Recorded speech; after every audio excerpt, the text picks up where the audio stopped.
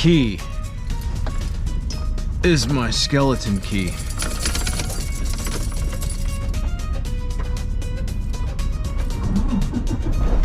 I've had that key for 3 years. And what it does is it'll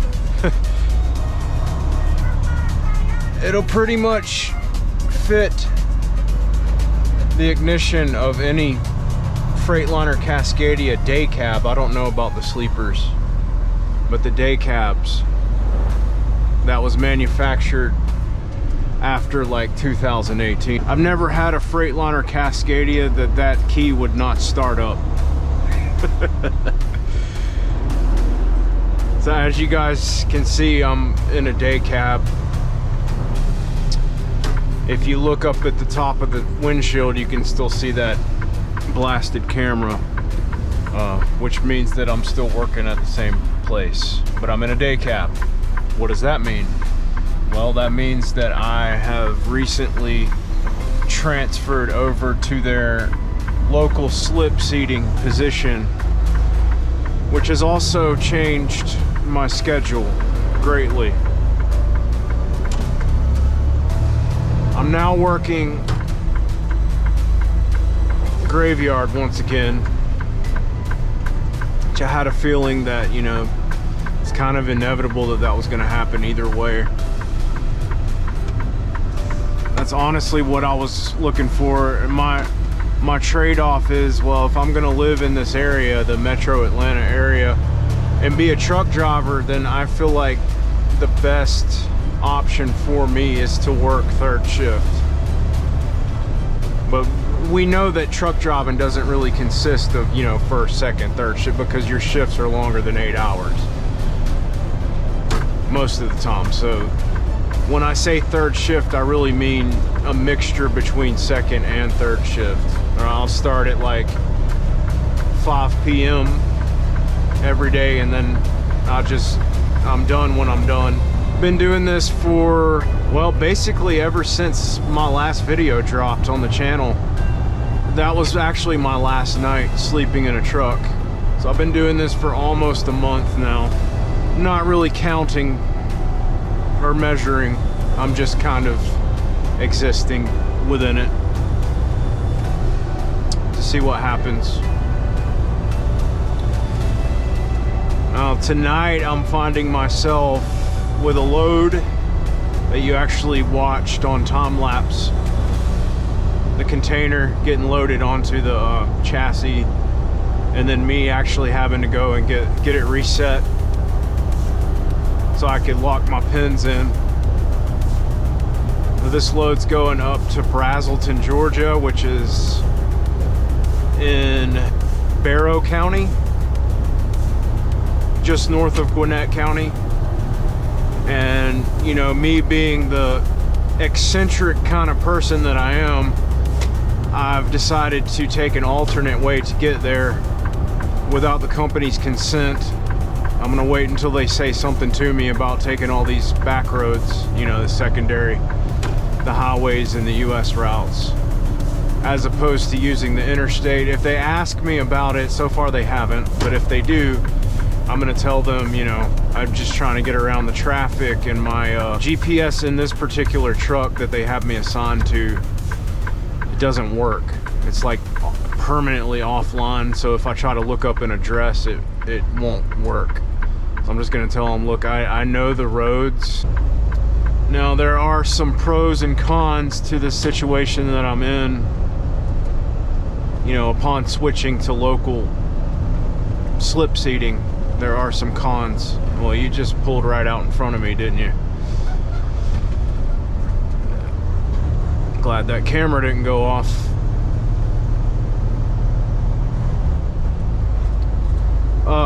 I'll start out with the cons. So obviously now with me working at night, I am having to sleep during the day, which took a little while to adjust to, but I've done it before, so no big deal as far as that goes. The next big thing is that I live so far away from my job. and I'm literally making a round trip every day to get back and forth, which takes a while. So whenever my shifts are really long, it takes its toll on me to finish up and then head home. When my shifts are longer, I usually get home between like 5 and 6 o'clock in the morning, and then I'll sleep as much as I can, and then I have to be back by 5 same day in the afternoon. One good thing about this company is that even on their local side, they're so big that they're not trying to push work on me. So what happens when I come in is they'll say, okay, we've got 2 loads lined up for you. And then sometimes they might also have an additional like equipment move. I might have to move a chassis from one rail yard to another. And they'll always say, is that enough or do you want something else? And I normally tell them, I'll let you know. It's too soon to tell because I don't know how long this stuff is going to take to get done.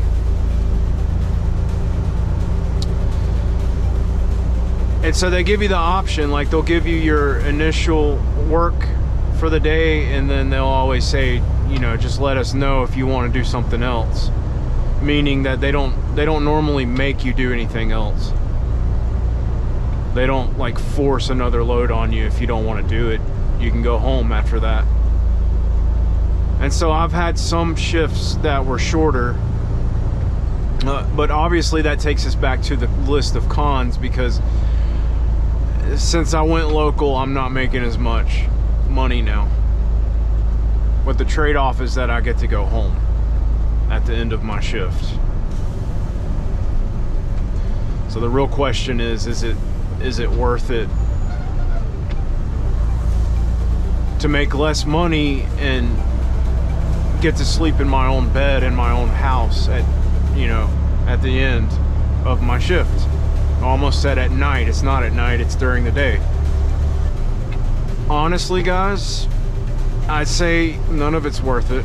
The AI camera up there on top of the amount of income they said I would make whenever I applied for the job versus the actual income that I'm making, this job's not really worth it.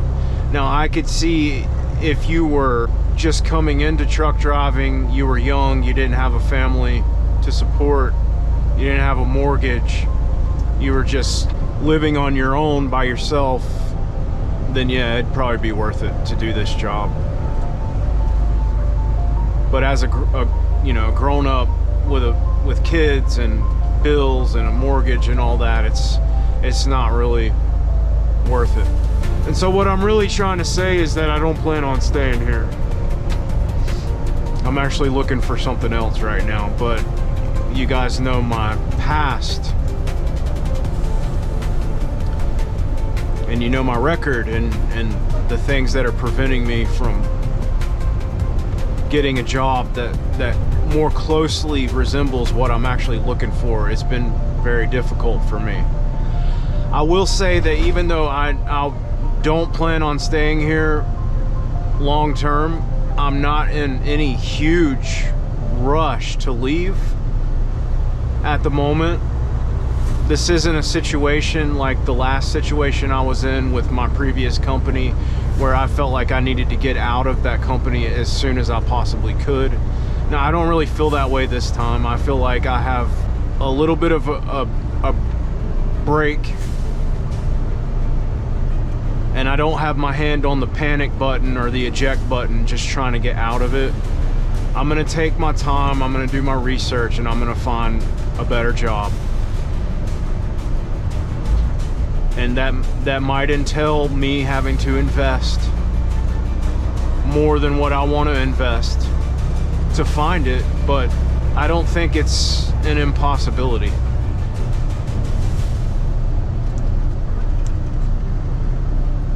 This right here, what I'm doing right now, this is like the epitome of what I like about truck driving.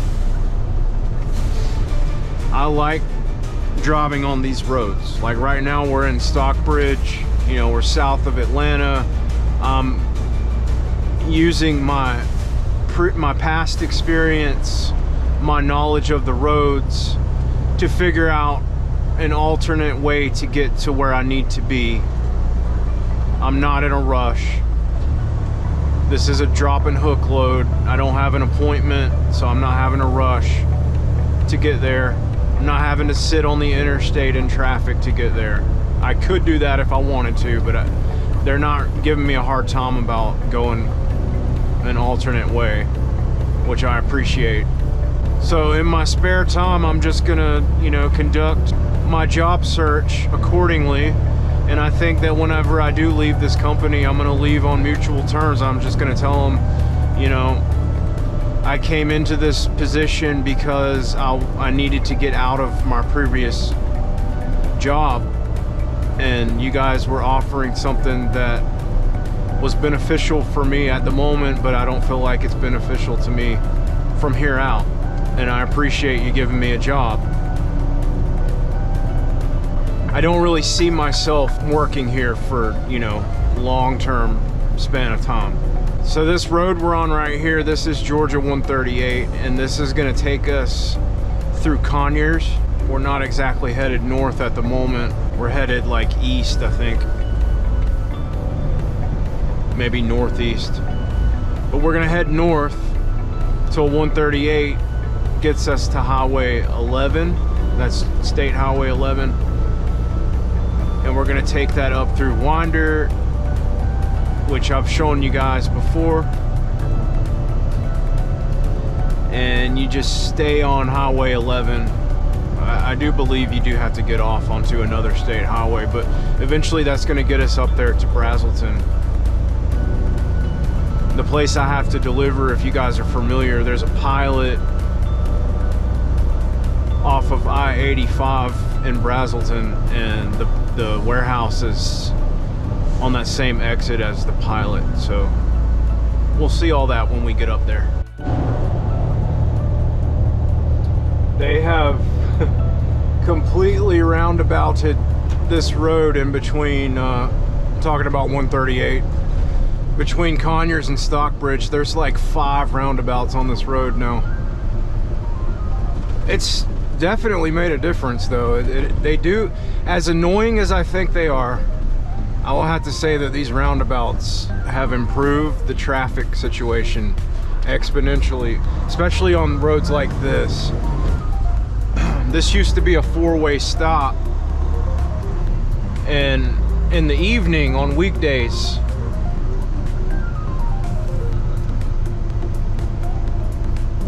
on this end, coming from Conyers going to Stockbridge, traffic would just be backed up for like 2 miles, you know, so it would be all the way down, coming up this hill. I don't know how good you guys can see right now, it's getting kind of dark. All the way over to here, like just a line of traffic waiting to go through that 4-way. It's just after 8 p.m. so, you know, I've just really, in the past few weeks, I've just rediscovered how enjoyable truck driving can actually be when you don't have the things that you normally have to deal with driving during the day. I'll just leave it at that. I won't get into it, but you guys know what I'm talking about. And when you're out here and you got an open road, it's enjoyable. It's what I meant earlier when I said this is the kind of truck driving that I like. This is what got me into it to begin with. This is what I appreciate about the job. I don't have to be going, you know, 70 miles an hour down the interstate to feel fulfillment in what I'm doing. I just enjoy driving the truck, the feeling of it whenever it's actually moving, not when it's at a dead standstill, you know, or not when I'm obsessively trying to make sure that I come to a stop. And you always have to worry about that to some extent, but what I'm saying is when the probabilities of things like that are lessened to such a degree, it actually is pretty enjoyable to drive a truck. even an automatic, you know.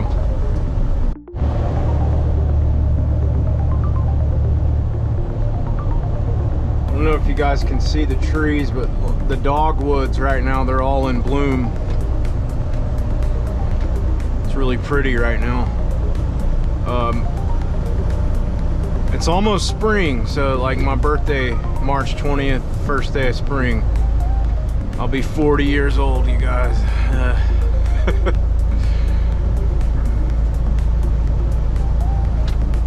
That used to be what was known as over the hill. Now they're starting to say that 40 is the new 30. I don't know. I don't know how I feel about it.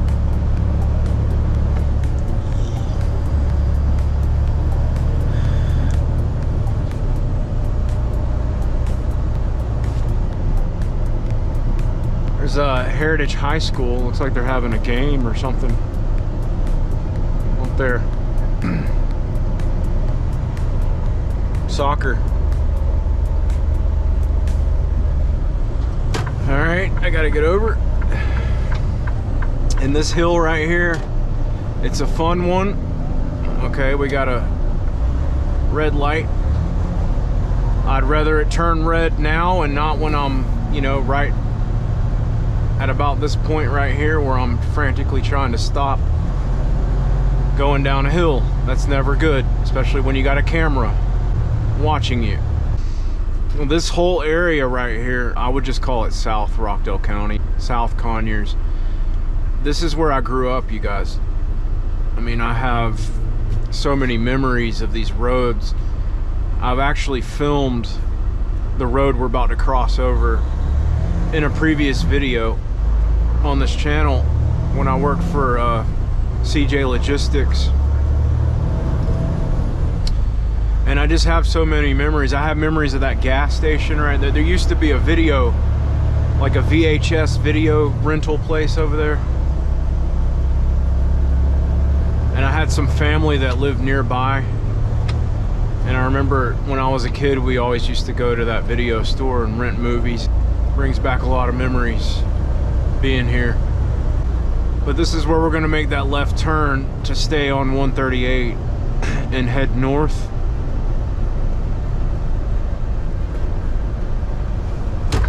This is pretty much downtown Conyers,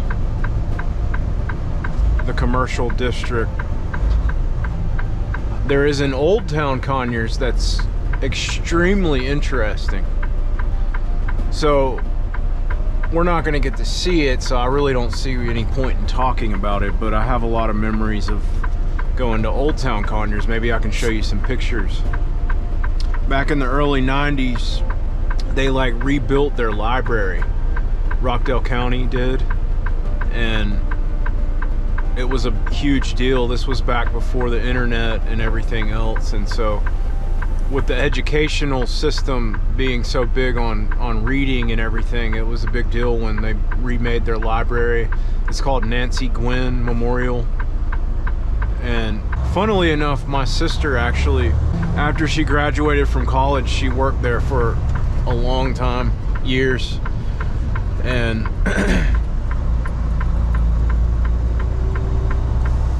anyway, getting back to Old Town Conyers where the library is, there is like an original courthouse, an original jail, and I used to go there when I was a kid. We used to go all the time, and the city of Conyers would have like festivals and stuff, and they still do, but back then, you know, it was a big deal. And I'm talking about the late 80s, early 90s. And this is really random, but they actually opened up their original courthouse so people could go in there and look around, because I think it's kind of a museum, but it's not something that they always just let the general public walk up into and check out, you know.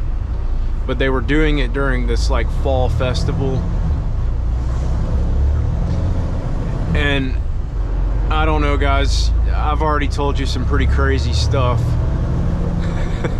in the past few videos that I've made, but I was probably about 4 or 5 years old, and I just remember like going in there and not even really understanding what I was looking at. But apparently the building is supposed to be pretty haunted, and I remember there being people in the building with me, but then there were also other people there that, like, I didn't even understand this at the time, but I'm pretty sure I saw ghosts in that building, because they say it's pretty haunted. They say people were hung there and everything else. So it's really random, but it made me think about it driving through here, because I don't come through here very often, especially not in a truck. But this is the commercial district.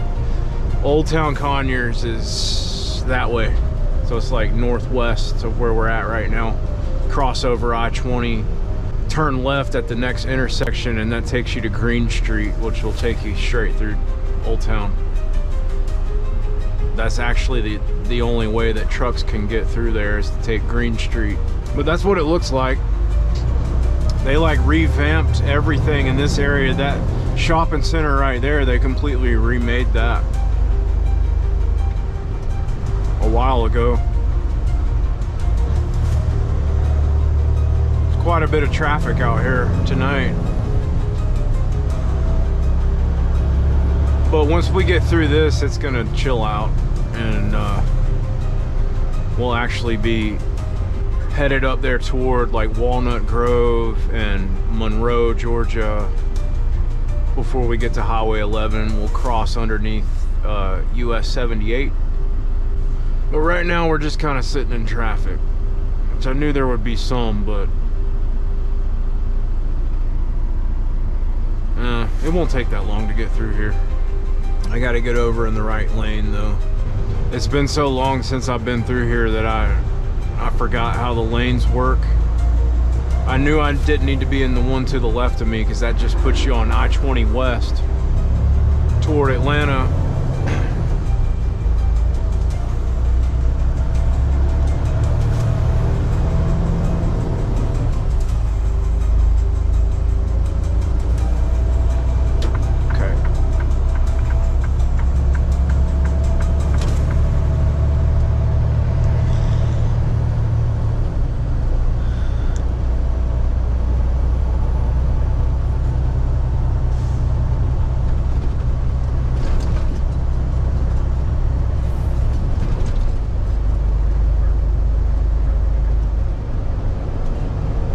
This place, the north end of town right here, it hasn't changed that much.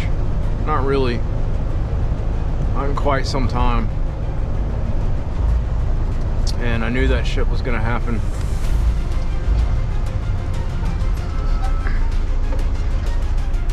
Sorry guys, I had to be careful with what I'm doing. Those red lights, if I stop too fast, it's gonna flag it on the camera, and I don't want them to see that I've got a camera on my head. So that's why I did that. Some of these lights, you really gotta watch them.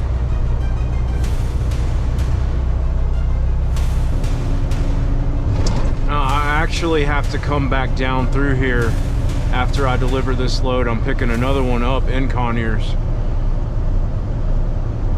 and taking it to the rail yard in Atlanta, which I've been wanting to show you guys that rail yard for a while now. So I think I'm gonna get it tonight. I want you guys to see the road and how bad it is over there. It's like insane, and they're not like, I don't think they're anticipating fixing the road at all, but it's like so bad. It's like the worst road I've ever driven on. It's worse than the roads in Chicago, you know. It's so bad. It's been a long time since I've been up this way in a truck though. We're actually gonna pass right by the school. One of the schools I used to go to is the elementary school, Hightower.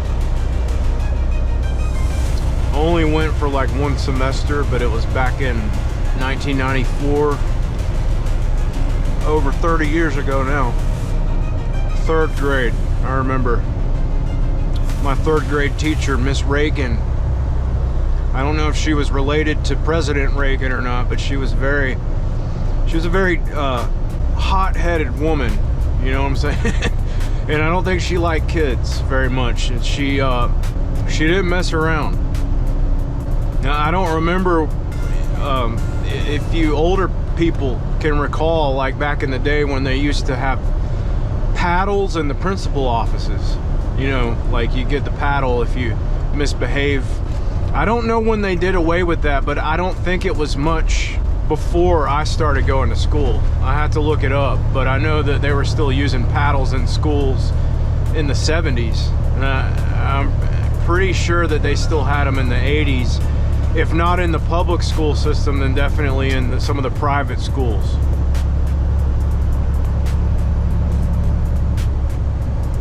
But the school is right there. You can't see it, but it's right over there to our left. But this woman had a temper. And she like threw, it was either a math book or an English book. She like threw it. I don't think they set classrooms like up like this anymore, but they used to like make the desks in classrooms like face each other, where they would be in like little clusters. Like you'd have a cluster of 3 or 4 desks facing each other for the kids to sit at. I mean, everybody would have kind of a good angle to look forward toward the chalkboard or the whiteboard, you know. But they would just kind of cluster the desks together like that. And I was sitting with 2 other students. I can't remember who they were. But we were like talking or whispering about something, and she like heard us, and she like threw a freaking, like I said, it was either a math, I can't remember if it was a math book or an English. It was a pretty thick book though. She like threw it at our desk. It didn't hit anybody. It like landed in the middle, like of where all 3 of the desks came together. I remember that. It was just trying to intimidate us, you know, so we'd behave. Behavioral modification, behavior control. Come on, you know what I'm talking. Don't make me start singing Pink Floyd. But yeah, I remember that. And just hearing about some of the stuff that my kids talk about, because my kids go to school, public school in the county that we live in, and just hearing some of the things that they talk about their teachers and about what like certain students do and this and that. Like it's insane how different the public school system is now compared to the way it used to be, you know. It's pretty crazy. Okay, we're coming into Monroe now. Still on 138. It's important to get into this left lane because that right one turns into a right only up here. Popo sitting there trying to clock speeders.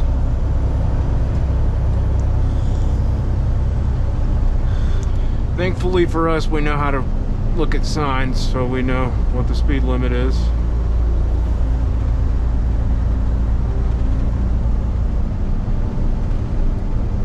This light makes me nervous sometimes. See, yep, and see it's happening again. I mean, honestly guys, I'm not gonna guarantee you that that camera's not gonna go off by the end of my shift. It hasn't gone off yet. It usually goes off at least once every shift. And what it does is it's green right now, but it'll turn red, and it'll have these lights that move back and forth on the front of it to let me know that it just recorded what I did. Now that I'm slip seating, some trucks seem to be more sensitive than other trucks. Like I just came to a pretty abrupt stop, but I wasn't going that fast. I may have been going about 35 to 40. but if you slow down too fast, even when you're not going that fast, it'll still set it off. And you know, to their benefit, I'll kind of tell you, kind of give you a quick summary of what happened. Like, my first time driving one of their trucks, I was with a trainer, and he's like one of the big Tom trainers at my terminal, and he was giving me a tour of the rail yards, and we were bobtailing, and he wanted me to drive back to Palmetto from the rail yard in Austell. And I was at a dead standstill at a light that was red. I had some traffic in front of me. I was turning left. We got a green arrow, and the traffic in front of me started moving up, and then they went because the light was green. And by the time I got up to the line where the intersection is, the light had turned yellow, and then I just decided abruptly, I'm not gonna force my way through this light. I'm just gonna stop. And I was going about 15 miles an hour, and because the light didn't stay green for very long at all, I wasn't really expecting it to change that fast. And so, like I said, it was an abrupt decision for me to put my foot down on the brake with enough pressure to make sure that the truck wouldn't go past the line at the intersection. And the light went off. The red light on the camera went off with him in the truck with me. And then that's when he started talking to me about like a point of no return, and he never really told me what to do. He never really told me what I should have done. But apparently the red light going off on the camera, it wasn't a good thing. And it wasn't a good first impression for my driving skills, which, guys, remember at the time, I had just spent the past more than a year driving a manual truck, different manual truck. So this was my first time back in an automatic in well over a year. So I was still used to, using the shifter to help the truck slow down. Well, now that I don't have a shifter anymore, I'm just using the brake pedal to slow down. And it took some time for me to get readjusted to that. And I asked him, I was like, so what was so bad about what I just did? Because I understand that it's not good to come to a stop really quick in a truck. I know that. It's not good for the truck. And you are, depending on how fast you're going, you are running a risk of possibly losing control of the truck and the traction that the tires have, depending on the condition of the pavement that the tires are on. Well, it was dry out. So I went from 15 miles an hour to a dead standstill. This is Highway 11, by the way. We just got on it. Pretty fast, and so I was like, what was so wrong? What was so bad about what I just did? And he was like, well, if you come to a stop that fast, you're taking a risk of the traffic behind you running into you. And I was like, well, yeah, that's a good point, but I was going 15 miles an hour. It's not like I was going 50 and I slammed on my brakes. I was going 15 miles an hour, like not even probably 15 miles an hour. So if somebody ran into me at 15 miles an hour, you know what I'm saying? Like, I think that's kind of on them and not me. You guys get what I'm saying? Well, we're in a predicament as truck drivers. We are. We all know this. This is what we've all been trained to understand about traffic lights, is we're in a predicament because we can't, or we shouldn't, brake really hard to stop for a light, but we're also obviously not allowed to run the light, and that leaves us in a predicament. Now, what he defined that predicament as was a point of no return. So I think without him actually saying it to me, he was actually trying to say, I mean, he didn't want to actually say it because he didn't want to be held accountable of me getting a ticket for running a red light. So he didn't actually say it, but what he did say was, you got to know where the point of no return is. And once you pass that point of no return, you just need to keep going. And I guess what he meant was just keep going, even if it means you run a red light. But he didn't actually say that. But I guess what he was saying, really trying to say, is that it's better to just run a red light than it is to get rear-ended by somebody because you slammed on your brakes. You know? It's a paradox, isn't it? It really is. It's one of those things where there really is no right or wrong. It's just, it is what it is. If it means that it's gonna set an AI camera off to point out that I did something wrong, I would rather it do that than to get a ticket for running a red light. The only thing we can do as a countermeasure is pay attention to the green light. If it's been green for a while, then we all know it's called a stale green light, then it could turn red at any point.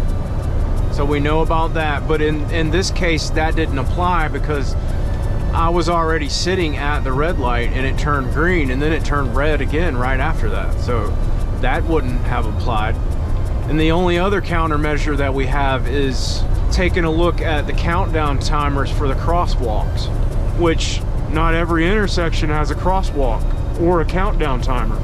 So it's the stupid shit. That's really all I'm saying. It's the stupid shit that you really do have no control over, that I feel like these kinds of companies try to make a big deal about. It's not that we don't have good practices down. It's not that we don't have the muscle memory or the know-how or the attention span to drive safely. It's just that sometimes things happen that are outside of our control. And as a truck driver, you understand what I'm talking about. But this guy wanted to act like he didn't understand what I was talking about. And basically what I told him was, you know, I'm never gonna be perfect. I'm never gonna measure up to AI standards. That's what I told him. Point blank. I just came right out and said it. I understand you've got AI monitoring in your equipment, but I'm just here to let you know that I'm not ever going to guarantee you that I don't set that thing off, especially for some stupid shit like what just happened. I'm human. I'm not AI. And it took, he didn't say much after that. It took him a minute to come up with, you know, something to say back to what I told him. But eventually he was like, this is not the enemy. He's like, it's like the AI, it's not the enemy. It's not, we're not out to get you with this stuff. This is just a way of us measuring your performance and your driving habits. We're just monitoring you. We're not monitoring you to point out your mistakes or belittle you. We're monitoring you to see how you're going to react to the obstacles on the road and how dedicated you are to staying focused on driving. And this is just technology. We understand that you're a human being. This is just technology. It's kind of like your cell phone. It's ultimately there just to make the job easier for you. That's what he told me. And I'm sorry, like that's a good response to what I said. That's pretty damn good. That's one of the best responses I've ever heard a company come back with as to why they used this kind of stuff in their trucks. That's one of the best ones that I've ever heard, but it's still not good enough for me. Because at the end of the day, I don't feel like it makes my job easier or less stressful. I think it enhances the amount of stress that comes with the job. Because at the end of the day, all this monitoring stuff, it's not really in control of the truck. I'm in control of the truck, regardless of whether the monitoring is there or not. It's not the presence of the monitoring that, according to him, this is what he's basically saying. It's not the presence of the monitoring that controls the truck. It's actually me that controls the truck. But what I would have to say to this guy is, you're right. It's not the monitoring that's controlling the truck. It's the monitoring that's trying to control me while I control the truck. And that's what it is. This is all about behavior modification. This is about applying pressure to oversee an operation and activity. That's what it's about. This is about measuring parameters and using monitoring as a tool or a vehicle to implement pressure onto a human being as a measure of prevention and keeping that human being from crossing a line. And at the end of the day, I can do just about anything while I'm driving this truck. I can do just about anything that I want to do while I'm driving, so long as it doesn't go outside of those parameters. And this AI, it's very sensitive.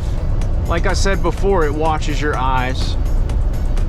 If I take my eyes off the road for more than a few seconds, it's gonna start saying distracted, distracted, distracted. It'll say that over and over again because it's watching my eyes. So as long as I don't take my eyes off the road, I could technically do just about anything I wanted in here, and the freaking AI wouldn't even catch it. What am I getting at?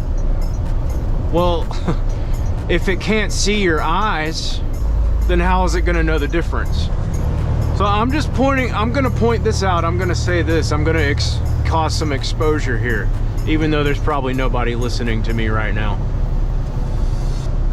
Maybe they're listening to me, but I'm just going to come right out and say it. This AI, as sensitive and technologically advanced as it is, it's still limited, and there's still ways to get around it. How? Just cover your eyes up. With sunglasses? No, because supposedly it's got some kind of polarized lens on it that can see through the tint on sunglasses, so it can still see your eyes through your sunglasses. So they figured out a way around that. But guess what it can't see through? The brim of a hat. It can't see through solid objects. Now this company in particular, they have had an unforeseen turn of events in the form of blind spot accidents in the past couple of years. This is one thing that they told me about when I got hired. They have like over 15,000 trucks on the road. This company is huge. I'm not gonna say its name. I'm not gonna give that away. Some of you already know what company this is. Well, I'm not trying to expose the company outright, but I am going to tell you that through all the training crap that I've been through since I started working here, and just hearing their training, their safety department talk about it, they've had an extremely unforeseen turn of events in the form of blind spot accidents in the past couple of years. And they also mentioned that a couple of years ago is when they actually started installing these AI cameras in their equipment. Now think about it, guys. Put two and two together. How can it be that after investing in and installing this safety camera in their equipment, they've seen an escalation in accidents, especially just extremely preventable things, like merging into a vehicle that's in your blind spot? How could that be? Well, you know what I think has happened? I think implementation of the camera has caused a lot of drivers to take their hats and pull it over their eyes and lower, like dump all the air out of their seats so that they're sitting really low to the floor. Now that they're sitting low to the floor, guess what they can't see? their blind spot mirror. Well, why are they sitting so low to the floor? Because they realize that that's a good angle where they can cover up their eyes so that the AI camera can't see their eyes. Therefore, the AI camera won't know what their eyes are pointed at, like the screen of their phone. If I pointed my eyes toward the screen of my phone right now and held them there for more than a few seconds, it would set that camera off. It'd set it off. It would flag it. I'm not gonna take my eyes off the road, but I'm just saying, I think that's what's going on. So what happens is, they'll take their hat, they'll put the bill of it over their eyes, they'll lower their seat down so that the camera can't see their face. And it's got facial recognition technology in it, just like every other modern camera. Just like the camera on your cell phone. And so what it's doing is it's like flagging the event of when they cover their eyes up. But it's not registering what they're doing. So it might malfunction or something like that. But after that point, it's just gonna settle with the fact, it might even be trying to process the fact or trying to figure out why it can't see the eyes, you know? But after that point, it's not gonna malfunction, it's just gonna function normally after that point. You get what I'm saying? So it might flag it initially, but once, you know, whoever watches the video of when the driver covered their eyes up, it's not gonna record any more than that. I hope you guys get what I'm saying. And I have a point. My point is, since they put these cameras in these trucks, you've got drivers so desperate to not be monitored and watched and scrutinized on that kind of a level that they're figuring out ways to cover up their eyes.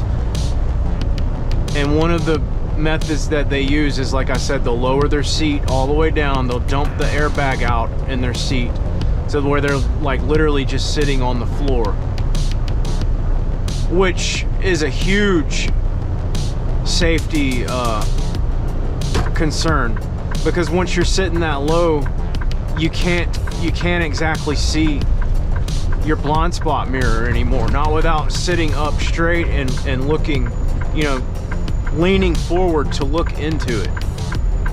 And so these people, they're having a hard time keeping up with what's in their blind spot. And the reason why they are, again, is because of the camera. Do you guys see the irony in what I'm trying to tell you?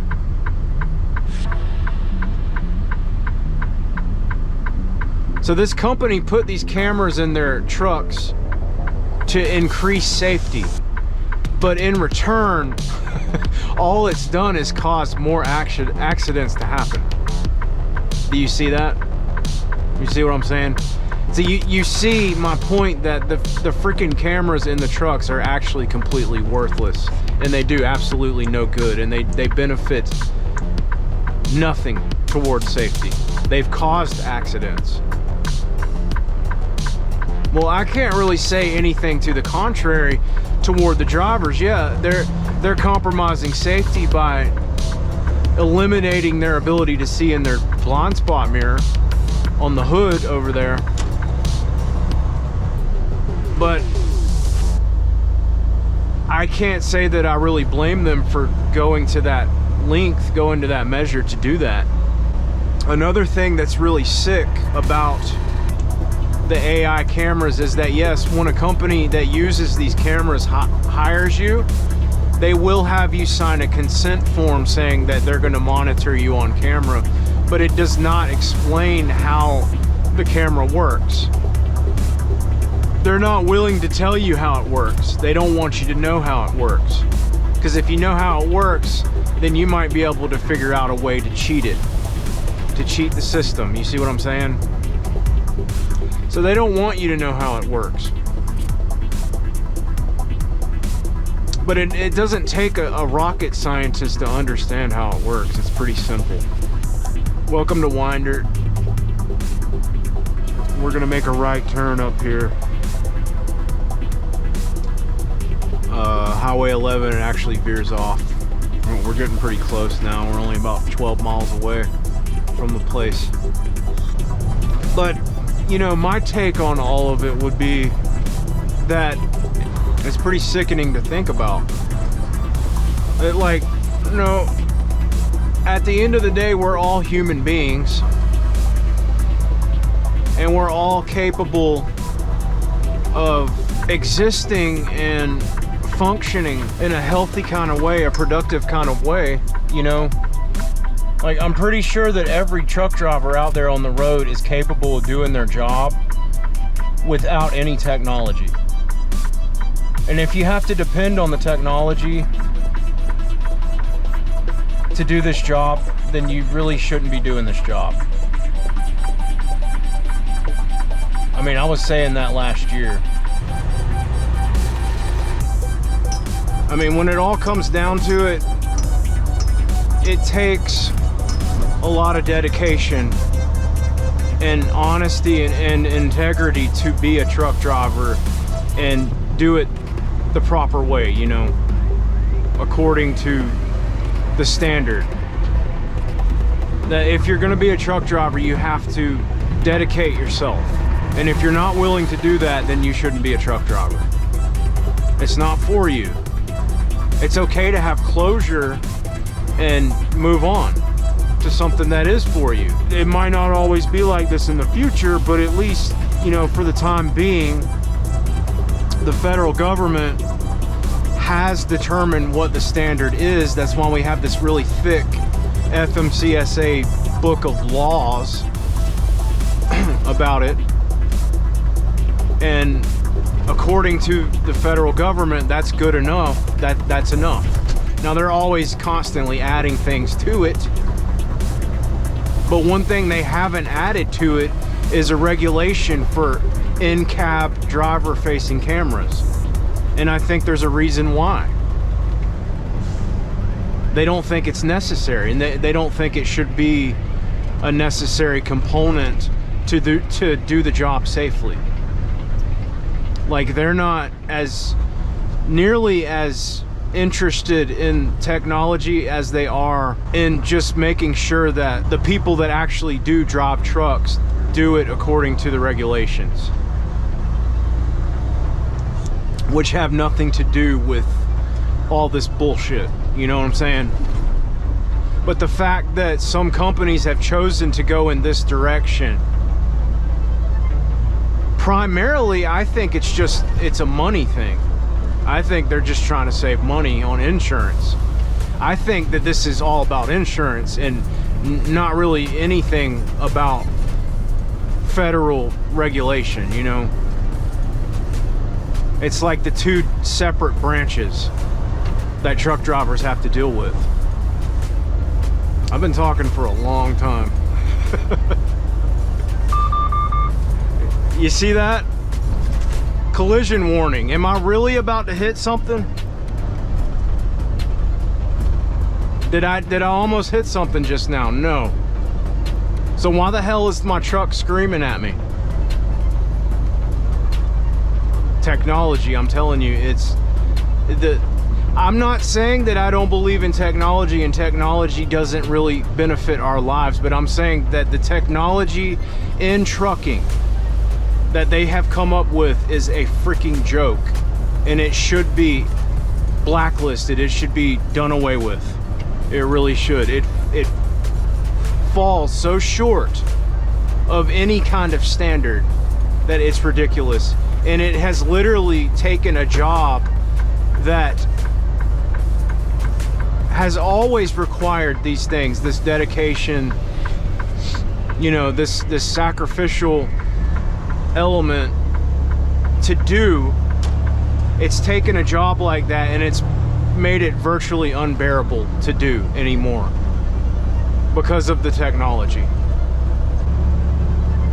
And I'm not even saying that one day there won't be legitimate technology out there to assist a truck driver to make their job easier. And I'm not saying that there's not already certain technology out there that doesn't already exist that does make a driver's job easier. I'm not saying that either. I'm just saying this shit right here, the shit that they put in trucks right now, it's completely useless, and all it does is make the job unbearable.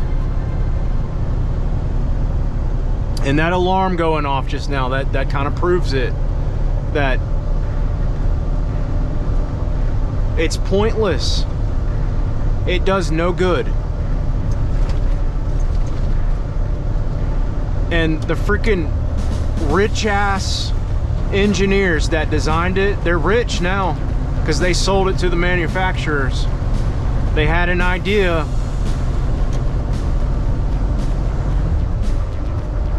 a supposed proven theory, and it has failed.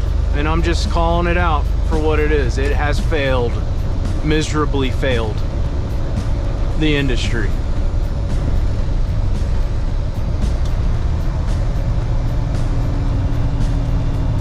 You know why? Because the engineers that came up with this shit aren't truck drivers, and they don't know what it's like.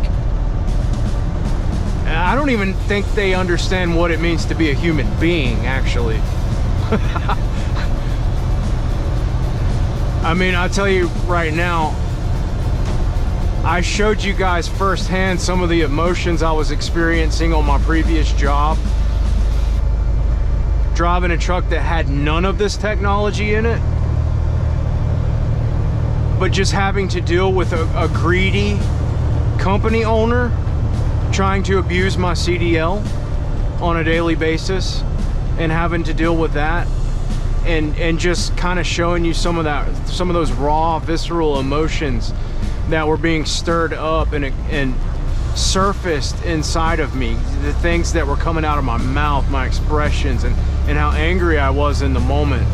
I would say that those emotions that I was portraying in that time period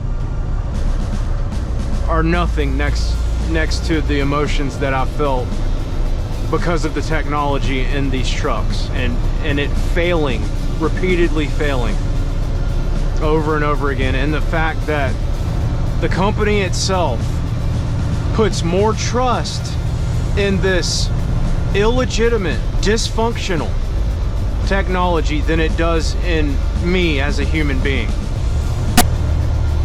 Think about that. Can you see why it's so frustrating? So instead of building on an actual relationship with me face to face and learning to trust my capabilities to drive a truck, they're more depending, and especially their insurance, it's more dependent on this faulty technology than it is on me. If they really trusted me, then they wouldn't need to have any of this shit. If they would just trust me and trust my capability, then you might make the argument, well, this technology, it doesn't replace me, but it acts as a supplemental measure towards safety. That's probably what a lot of people would say. And what I would have to say about that is that it does nothing. That's exactly what I am saying. It does nothing to make this any safer, because it's not doing anything to make it safer. It might be trying to intimidate me to do it safely, but I don't need to be intimidated to do it safely. I'm not exactly one of those people that are pushing my limits or my boundaries or my capabilities. I know my limits, I know my boundaries, I know my capabilities. And the only reason why I do know them is because I've gained that knowledge through experience. You get what I'm saying? Like, I had to experience hands-on activity in order to understand the physics, the limitations of driving a truck. It wasn't any technology that taught me It was hands-on experience that taught me. Well, what they're doing with this technology is they're kind of using it to cut a corner with a driver that doesn't have any experience. They're trying to say, okay, well, you should be able to come into this truck and drive it like a professional, not because you know what you're doing, but because this technology is supposed to assist you. And that's basically what that guy that I was telling you about, the trainer, the safety guy at the terminal was telling me. Well, all this stuff is here to make your job easier. No, it doesn't make my job easier because it's already easy. It's already easy to drive a truck and understand the physics of it and use my own understanding and my own sensory perception to keep it under control. So it doesn't make any of it easier for me.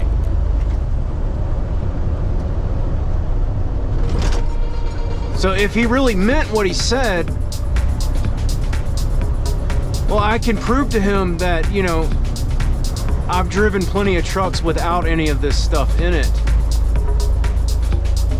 and didn't have any accidents, didn't have any close calls, didn't have anything like that.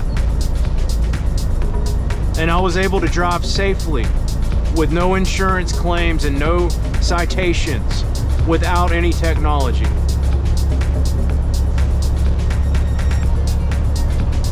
So if he really believes what he said, what he told me, and what I just said to you, I have evidence. What I'm saying is that I have evidence to prove him wrong in that way. And so I don't buy his statement when he says that it's here to make my job easier. And in no way can I prove that it makes the job easier. And actually, if they were completely honest with themselves, then they would have to admit that it actually doesn't make the job any safer.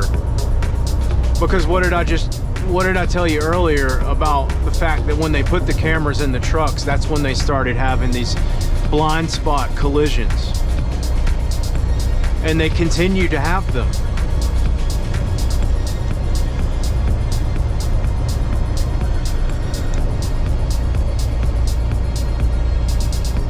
Something to think about, isn't it? So really what it makes me feel like is that I'm incapable to be trusted. That no matter what I do to prove to this company that I'm trustworthy and that I'm capable, it's not ever going to change the way that they look at it, the way that they see it, and the way that they implement the needless things. And I'm telling you guys, at the end of the day, all this stuff that these big truck driving companies do with safety, all the money that they spend and they invest in all this hardware, it's not, at the end of the day, it's none of it actually is for safety.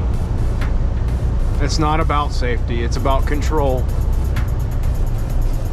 It's about intimidation.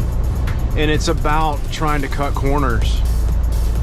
So at the root of it, it's really about greed, because they're incapable of trust and they're trying to utilize this stuff to convince a new driver that this is really what it's all about. But this isn't what it's all about. And maybe because they're convincing new drivers that this is what truck driving is, this is the future of truck driving. Maybe that's why the turnover rate is so high. Because all these new people are experiencing is faulty safety hardware in trucks. When they realize that, you know, it doesn't actually do what it was intended to do, it's disheartening, and it eventually just causes them to give up on it. Does that make sense? I hope it does. We're in Braselton now, and we're gonna cross over I-85 and it's a left turn onto Brazelton Parkway. We'll pass by the Pilot, which is right here, and then the turns on the left. Never been to this place before.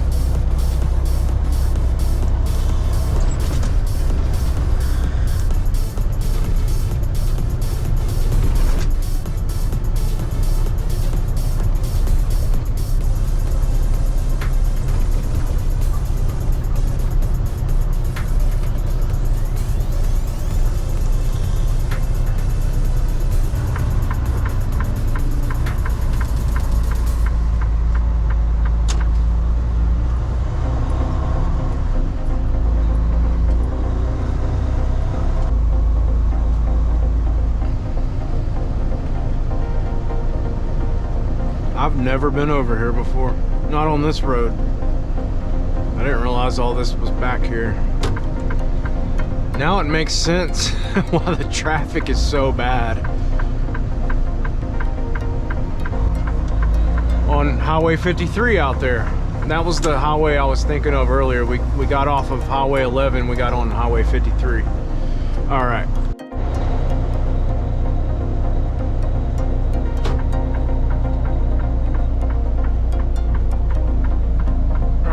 Leaving Conyers now. We're headed over to Northwest Atlanta. I don't really know if I should call it Bankhead or Smyrna. It's kind of in between those two places. It's north of Hollowell Parkway, so it's north of US 78 right there, above I-20 westbound interchange on 285. It's north of that, and it's like east of Smyrna. So if Smyrna is on the west side over there, but it's on the outside of the perimeter, this is just inside the perimeter. I used to go over there to that exit. It's actually South Atlanta Road. That's the exit for it off of 285. But I used to go over there and deliver tobacco to Core-Mark, which is kind of a food service distribution company where they deliver to like gas stations and stuff like that. It's a pretty, I mean, if a job like that, I could get a job like that closer to my house, I wouldn't mind trying something like that. Those touch freight jobs pay better than these no touch freight jobs, that's for damn sure. And the companies are also, maybe not always, depending on how corporate they are, they're not always shoving cameras in your face. You know, when I did food service, the company I worked for was called Bakemark, and they never hired me. They practically harassed me because they wanted to hire me so bad. But I refused when it was all said and done. I refused to take the job because their management was like corrupt, and they had really shitty equipment from Penske that they refused to deal with, like the lift gates and everything. They were all worn out, and that stuff would break, and they had pull doors on their trailers, and I mean, you practically tear your freaking shoulder out of socket just opening and closing the doors on the trailers, which you have to do repeatedly throughout your shift because you're making multiple stops. So it was a bunch of little stuff like that that caused me to walk away from that job. And so yeah, I'm familiar with that line of work, and I actually like it. I like doing routes, and I like multi-stop deliveries where I'm pulling stuff off the trailer. It's kind of my thing. So we're not going to drive past Core-Mark. but we're gonna drop past the road that it's on. In fact, again, I've already, the second video that I ever posted to this channel, at the beginning of it, I was leaving that place, Core-Mark. So that's where we're headed over there. So I've shown you guys South Atlanta Road before, actually in that video, come to think of it, but we didn't go the way that I'm gonna go. So I have to get on Marietta Boulevard, I think. I have to make a right and go toward the Norfolk Southern Rail Yard. And I'm gonna show you guys how screwed up the roads are over there. It's kind of funny, but it kind of sucks at the same time. It's like, I'm gonna need a freaking injection in my spine after driving over this shit enough times. You'll see what I mean. Don't worry. But yeah, I just picked the load up out of Conyers, and that's where we're headed now. I'm gonna take the interstate and get over there fast. Well, guys,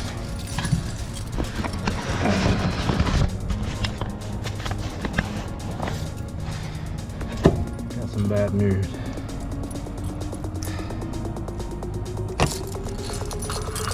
I had to drop this load early, drop it short, because my truck almost just broke down on me. I was on my way over to the Atlanta Rail, and the amber check engine light came on. So I started looking at the fault codes, and like 3 of them came up in the MCM, which I think has something to do with, it's like a, I don't know what it stands for. I'm thinking in my head it stands for motor control module or some shit like that. I don't know. I'm not a mechanic. But the truck derated on freaking 285. And I limped it all the way back down here to Palmetto. I mean, it just came out of nowhere. No warning, no nothing. Good fuel. Good oil pressure. All that good stuff.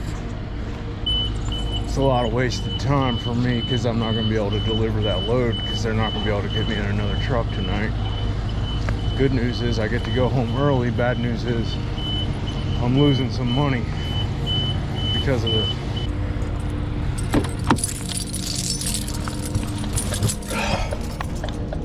It was really crazy because I freaking literally, I mean, it wouldn't go. I was still on the damn interstate. And it gave me a few minutes. Like, it gave me a few minutes before it reacted. But then the freaking, you could just feel, I don't know, the crank, the cams in the engine. And I mean, it was running so rough. And it wouldn't go over like 50 miles an hour. It wouldn't, it lost so much power. You know what happens when a truck derates. But yeah, it was bad. Oh my god. Ugh. So they're not gonna pay me for picking that damn load up either. They're gonna pay me for the miles, but they're not gonna pay me the surcharge for picking up and delivering the load because I had to drop it short. So the way that they got crap set up here, they've got their entrance where you come in, and then right after their entrance they got their fuel island. You see that? It's dumb.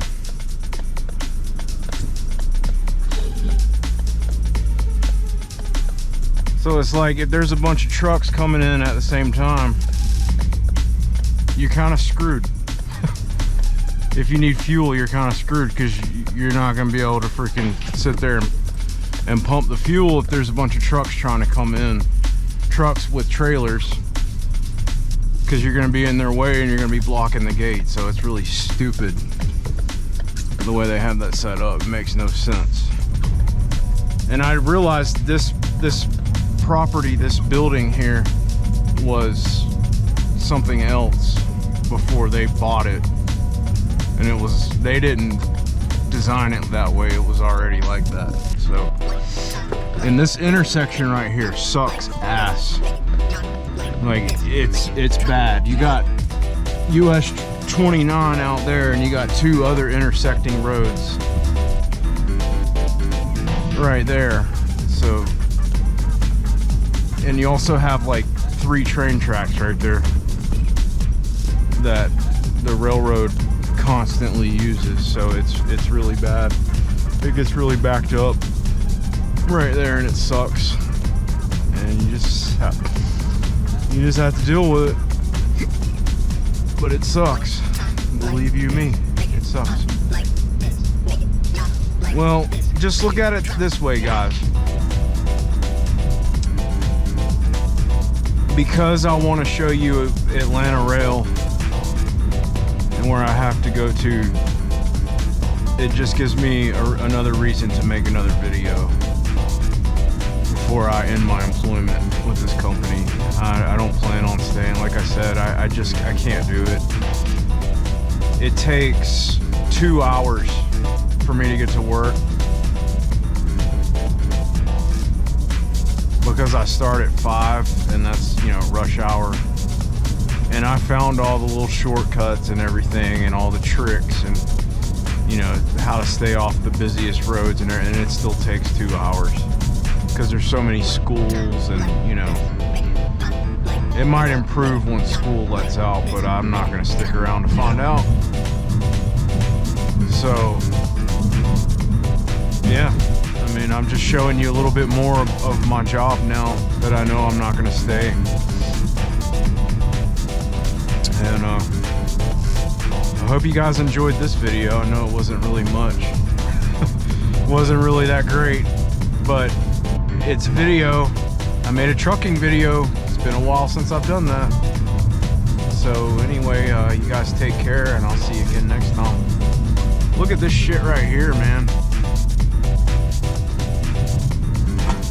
You know what that is? That's trucks using this road. And they're not supposed to use this road right here, but they're tearing it up. There's like potholes and stuff all over these roads because the trucks, these back roads right here, they're good shortcuts to get around some of the worst traffic in this area. Fairburn. Traffic gets really bad here, and this is one of the roads to get around the worst parts of it. And so now you got trucks coming through here trying to go around the traffic, and they're tearing the roads up pretty bad. So that's what that was. Anyway, I'll see you guys next time. Thanks for watching. Thanks for hanging out with me. All right, later.